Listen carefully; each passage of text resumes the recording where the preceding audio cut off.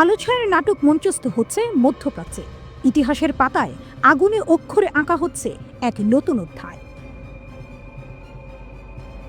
ইরানের আইআরজিসি কি হামাসের পরবর্তী বড় অভিযানের কথা প্রকাশ করেছে?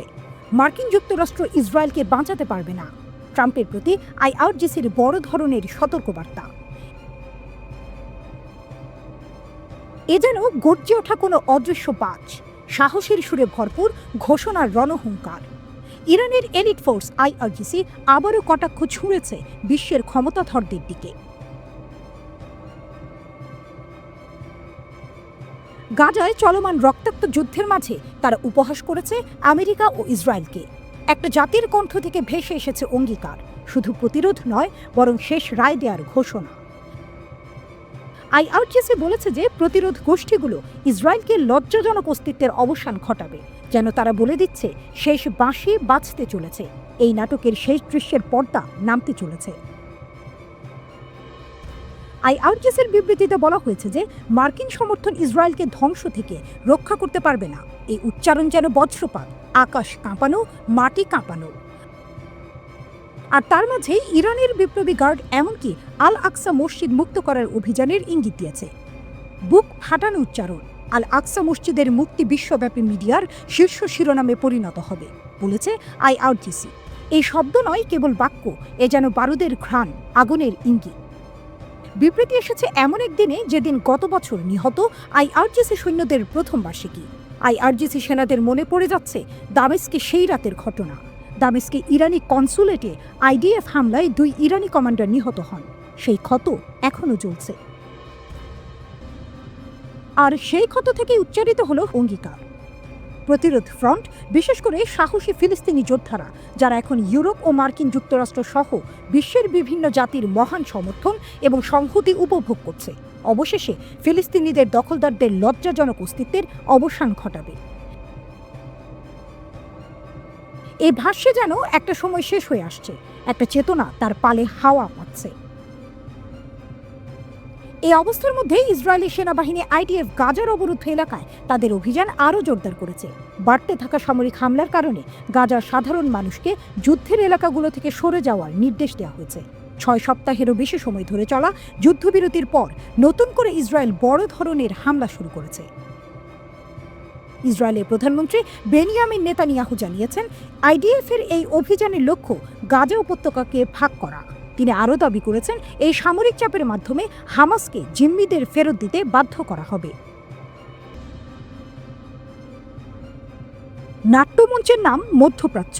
বর্ণময় পটভূমিতে এবার যুক্তরাষ্ট্র অস্ত্র ভর্তি আকাশে ঝড় তুলে পা ফেলেছে ইয়েমেনের জমিনে। কিন্তু হায়, আগুন ছুঁড়ে আর ধ্বংস ডেকে এনেও নিয়ন্ত্রণ আনতে পারেনি ইয়েমেনি বিদ্রোহীদের। সীমিত সাফল্য এ যেন পেন্টাগনের ঠোঁট থেকে বেরোনো পরাজয়ের কবিতা। স্বীকার করেছে তারাই যারা শক্তির প্রতীক, যারা যুদ্ধ জয়ের স্থপতি।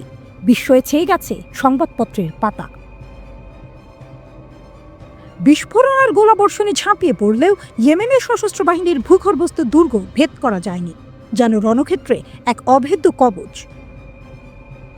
ডোনাল্ড ট্রাম্প দাবি করেছেন যে অবিরাম হামলার মাধ্যমে ইয়েমেনি বিদ্রোহীদের ধ্বংস করা হয়েছে, কিন্তু পেন্টাগন এবং সামরিক কর্মকর্তারা ব্যক্তিগতভাবে কংগ্রেসকে তা বলছেন না।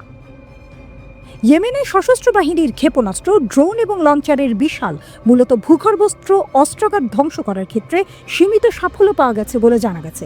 নিউ ইয়র্ক টাইমস জানিয়েছে যে পেন্টাগনের কর্মকর্তারা ক্লোজড ব্রিফিংয়ে এটি স্বীকার করেছেন। প্রতিরক্ষা বিভাগ প্রকাশ্যে যা বর্ণনা করেছে তার চেয়ে অনেক বড় বলে জানা গেছে। কিন্তু ইয়েমেনি বিদ্রোহীরা যোদ্ধারা তাদের অনেক বাংকার এবং অন্যান্য লক্ষ্যবস্তু স্থানকে শক্তিশালী করেছে। এটি লোহিত সাগরে ইয়েমেনের সশস্ত্র বাহিনীর ক্ষেপণাস্ত্র হামলা ব্যাহত করার আমেরিকার ক্ষমতাকে হতাশ করেছে। প্রতিরক্ষা বিশ্লেষকদের মতে যুক্তরাষ্ট্র চেয়েছিল এই হামলার মাধ্যমে হুথিদের নেতৃত্বকে বিচ্ছিন্ন করে দিতে, তাদের যোগাযোগ ভেঙে দিয়ে প্রতিক্রিয়ার ক্ষমতা হ্রাস করতে। প্রথম ধাপে কিছুটা সফলতা এলেও পরবর্তী ধাপগুলোতে চিত্র ভিন্ন। 3 সপ্তাহেই যুক্তরাষ্ট্র খরচ করেছে প্রায় $200 মিলিয়ন অস্ত্রশস্ত্র। এই হিসাবের বাইরেও রয়েছে 2টি এয়ারক্রাফট ক্যারিয়ার, অতিরিক্ত B-2 বোমারু বিমান, F-15 যুদ্ধ বিমান এবং প্যাট্রিয়ট 3rd সিস্টেমের মোতায়েন। একজন মার্কিন কর্মকর্তা দ্য নিউ ইয়র্ক টাইমসকে বলেছেন, আগামী সপ্তাহের মধ্যে মোট খরচ $1 বিলিয়নেরও বেশি হতে পারে। তিনি বলেন, পেন্টাগনকে শীঘ্রই কংগ্রেসের কাছ থেকে সম্পূরক তহবিলের অনুরোধ করতে হতে পারে। পেন্টাগনের কিছু আকস্মিক পরিকল্পনাকারী সামগ্রিক নৌবাহিনীর অস্ত্রশস্ত্রের মজুদ নিয়ে উদ্বিগ্ন হয়ে উঠছে। চীনের তাইওয়ান আক্রমণের প্রচেষ্টা ঠেকাতে যে কোনো পরিস্থিতিতে এর প্রভাব পড়তে পারে। অপারেশন রাফ রাইডার নামে মার্কিন হামলা সম্ভবত 6 মাস ধরে চলতে পারে। প্রচারণার প্রাথমিক পর্যায়ে বিমান হামলা তাদের লক্ষ্য ছাড়িয়ে গেছে। ইয়েমেনি বিদ্রোহীদের সিনিয়র নেতাদের যোগাযোগের ক্ষমতা ব্যাহত করেছে, মুষ্টিমেয় অকার্যকর পাল্টা হামলার প্রতি গোষ্ঠীর প্রতিক্রিয়া সীমিত করেছে। আমরা সঠিক পথে আছি। অপারেশন রাফ রাইডার নামের মতোই খরস্রোতা, দুরন্ত এবং বিপজ্জনক, কিন্তু তারপরও ইয়েমেনি বিদ্রোহীদের বাংকার, সুরক্ষা কেন্দ্র এবং গোপন লঞ্চিং সাইটগুলো আরও শক্তভাবে গড়ে তোলা হয়েছে। যুদ্ধের কৌশলে অভ্যস্ত এই যোদ্ধারা যেন প্রত্যেকে বোমার নিচে মাথা নত না করে বরং ঘুরে দাঁড়ায় আরও দৃঢ়ভাবে। মধ্যপ্রাচ্যের রণমঞ্চে বাজছে প্রতিরোধের ঢাক। লোহিত সাগরের আকাশে গর্জন তুলছে ইয়েমেনি ক্ষেপণাস্ত্র। সুপার পাওয়ার যুক্তরাষ্ট্রের রণতরী যখন এগিয়ে আসে গর্জন তুলে, ইয়েমেন বলে, আমরাও আছি। যুদ্ধের সূর্যাস্তে যখন অনেকে নত হয়ে পড়ে, ইয়েমেনি বিদ্রোহীদের পতাকা তখনও উড়ে, অদম্য, অদ্বিতীয়, অবিচল।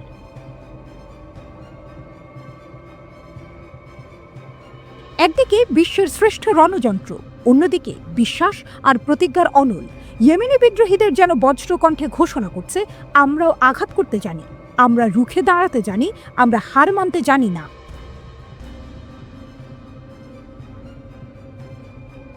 ইয়েমেনের আনসার আল্লাহ দলের নেতা সৈয়দ আব্দুল মালিক আল হুথি জোর দিয়ে বলেছেন, মার্কিন হামলার পরও ইয়েমেন তার কোনো সামরিক শক্তি হারায়নি।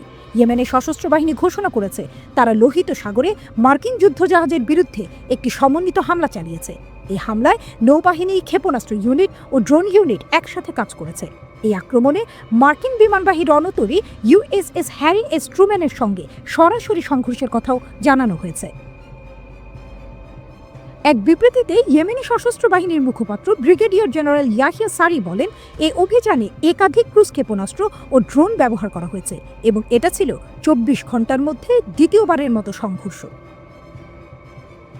তিনি বলেন, এই সংঘর্ষ কয়েক ঘন্টা ধরে চলেছিল এবং শত্রুরা আমাদের দেশের বিরুদ্ধে যে দুটি বিমান হামলা চালানোর পরিকল্পনা করছিল, আমরা তা সফলভাবে ঠেকিয়ে দিয়েছি।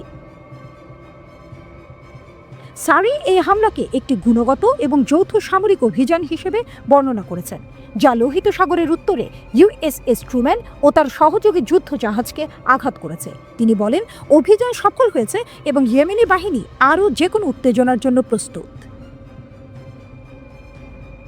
সারি ঘোষণা করেন, ইয়েমেনের সশস্ত্র বাহিনী আমেরিকার আগ্রাসনের মুখোমুখি হচ্ছে এবং যে কোনো পরিস্থিতির জন্য প্রস্তুতি নিচ্ছে। শত্রুরা খুব শিগগির বুঝবে যে ইয়েমেনের এই মহৎ জাতিকে ভেঙে ফেলা যাবে না, তাদের আত্মসমর্পণ করানো যাবে না। আমরা কখনোই নির্যাতিত ফিলিস্তিনি জনগণের প্রতি আমাদের ধর্মীয়, নৈতিক ও মানবিক দায়িত্ব থেকে সরে আসব না, ফল যাই হোক না কেন। ইয়েমেনি বাহিনী তাদের অভিযানের মধ্যে সব মার্কিন যুদ্ধজাহাজকে টার্গেট করার ঘোষণা দিয়েছে। আনসার আল্লাহর নেতা সৈয়দ আব্দুল মালিক আল হুথি এই অঞ্চলে ক্রমবর্ধমান মার্কিন ও ইসরায়েলি আগ্রাসনের ব্যাপারে সতর্ক করেছেন। তিনি বলেন, শত্রুরা পূর্ণ মার্কিন সমর্থন নিয়ে ফিলিস্তিনিদের পুরোপুরি নিশ্চিহ্ন করতে চাচ্ছে। আল হুথি বিশ্ব জুড়ে মানুষকে, বিশেষ করে মার্কিন যুক্তরাষ্ট্র ও ইউরোপে অবস্থানরতদের গাজার উপর চালানো বর্বরতার বিরুদ্ধে সংগঠিত হওয়ার আহ্বান জানিয়েছেন।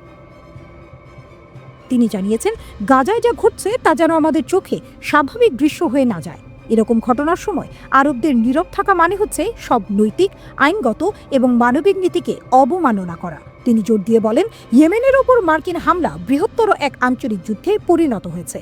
এই আগ্রাসন আসলে ইসরায়েলের বিরুদ্ধে চলা যুদ্ধেরই অংশ। আমেরিকা চায় পুরো অঞ্চল ইসরায়েলের অধীনে চলে যাক।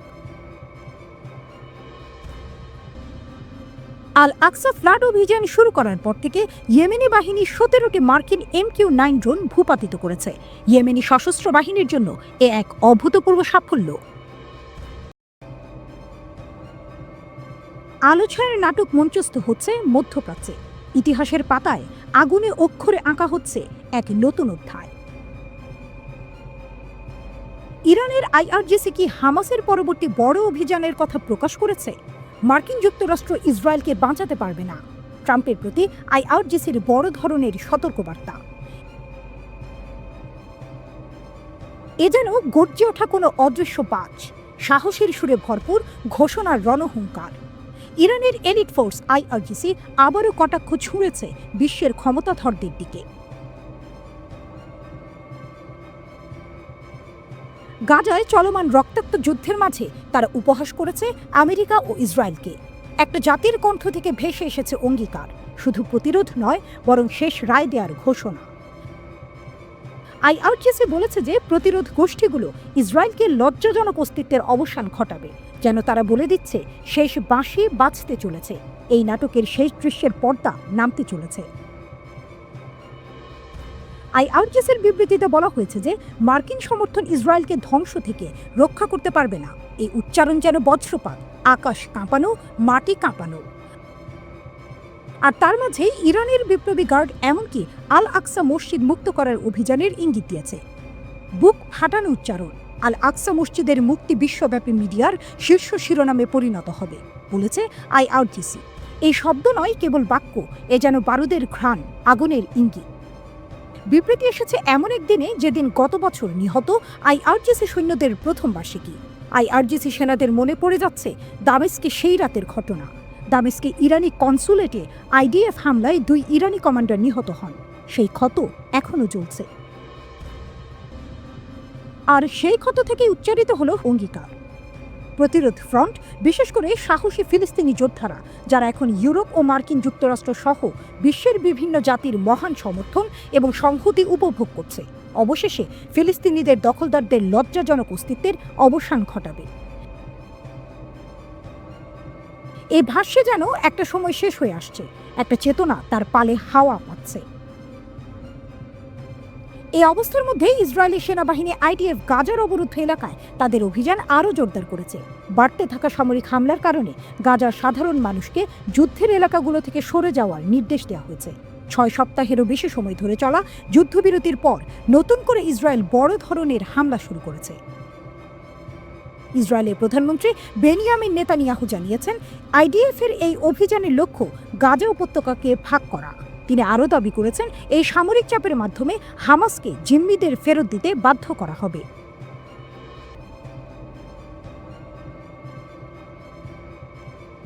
ভূরাজনীতির ময়দানে বাজল আরও এক উত্তেজনার বাঁশি। এক পাশে দাঁড়িয়ে অতীতের পরমাণু চুক্তির ভগ্ন স্তূপ, অন্য পাশে এক স্বঘোষিত কাণ্ডারির প্রত্যাবর্তন, ডোনাল্ড ট্রাম্প, যিনি কখনো আলোচনার হাত বাড়ান তো কখনো হুমকিতে জর্জরিত করেন। যিনি নিজেই একদিন চুক্তি ভেঙে দেন, আজ আবার আলোচনার জন্য তৃষিত কণ্ঠে আহ্বান জানান। দিন কয়েক আগে সম্ভবত মেঘ গর্জে ওঠার এক পূর্বাভাস হিসেবে তিনি হুঁশিয়ারি দিয়েছিলেন, ইরানের ওপর বোমা ফেলব। এ যেন এক রাজনৈতিক গোললাইন থেকে ছোঁড়া সরাসরি শট, যেখানে লক্ষ্য তেহরান আর কৌশল অপূর্ব দ্বিচারিতা। কিন্তু হঠাৎ করে সেই ঝড়ো ভাষণের মধ্যেই এক শীতল স্রোত। তিনি বলেন, আমি মনে করি আমাদের মধ্যে সরাসরি আলোচনা হলে ভালো হয়। হ্যাঁ, আলোচনার প্রস্তাব, তবে সেটিও শর্ত সাপেক্ষ। ট্রাম্প এবার সময়সীমা বেঁধে দেন, মাত্র 2 মাস, যেন একজন রেফারি সময় গুনছেন অতিরিক্ত মিনিটে। চুক্তি না হলে তিনি বলছেন, খেলাটা হবে বোমা বনাম ক্ষেপণাস্ত্র। চলতি মাসের গোড়ায় হোয়াইট হাউস থেকে সরাসরি চিঠি যায় আয়াতুল্লাহ আলী খামেনির টেবিলে। চিঠি নয়, যেন এক ট্যাকল। তেহরানের সরকার জানিয়ে দেয়, ওয়াশিংটন তাদের অবস্থান না বদলালে কোনো আলোচনা সম্ভব নয়। সেই জবাবের প্রেক্ষিতে ট্রাম্প আরও একবার লাল কার্ডের হুমকি উঁচিয়ে বলেন, চুক্তি না হলে বোমা ফেলব। এই হুমকির বিপরীতে খামেনি জানিয়ে দেন, একটি বোমা ফেললে পরিণতি হবে ভয়ঙ্কর। এ যেন মাঠে 2 ক্যাপ্টেন মুখোমুখি, যার কেউই পিছু হটিতে নারাজ। সূত্র বলছে, ইরান ইতিমধ্যে ক্ষেপণাস্ত্র প্রস্তুত করছে। খেলার নিয়ম নয়, এখন যুদ্ধের নিয়মে প্রস্তুতি চলছে। আর সেই উত্তপ্ত আবহে ট্রাম্প আবার আলোচনার টেবিলেই ডাক দেন। কিন্তু ভুললে চলবে না, তিনিই একদিন চুক্তি ভেঙেছিলেন। 2015 সালে ওবামার নেতৃত্বে স্বাক্ষরিত হয়েছিল joint comprehensive plan of action, JCPOA। 6 বিশ্বশক্তির সঙ্গে ইরানের প্রতিশ্রুতি। ইরান বলেছিল, আমরা পরমাণু অস্ত্র নয়, শান্তির পথ খুঁজি। তবে ট্রাম্পের মতে এই চুক্তি ছিল এক ভুল পদক্ষেপ। তিনি বলেছিলেন এটা ছিল ইরানের জন্য লাভজনক, আমেরিকার নয়। তাই চুক্তি বাতিল করে তিনি যেন পুরনো ম্যাচের ফল বাতিল করলেন। আজ আবার সেই চুক্তির ছায়াতলে ফিরতে যাচ্ছেন, তবে তার পথে বেছানো বোমা আর সময়সীমার অঙ্ক। বিশ্ব আবার দাঁড়িয়ে আছে এক অনিশ্চয়তার গোলপোস্টে। ইরান চুপ, কিন্তু তাদের শিরদাঁড়া সোজা। এই ম্যাচে রেফারি নেই, নিয়ম ভঙ্গ হয় প্রতিনিয়ত। এখানে কূটনীতি ও যুদ্ধ হাত ধরাধরি করে হাঁটে। এক যুক্তির লড়াই পরিণত হতে পারে অস্ত্রের গর্জনে। এটাই এখনকার খেলা, যেখানে বাঁচা মরার গল্প লেখা হয় কথার মধ্যে, আর শেষ বাঁশির আগে কেউই জানে না কে জিতবে এই নিউক্লিয়ার ডার্বি।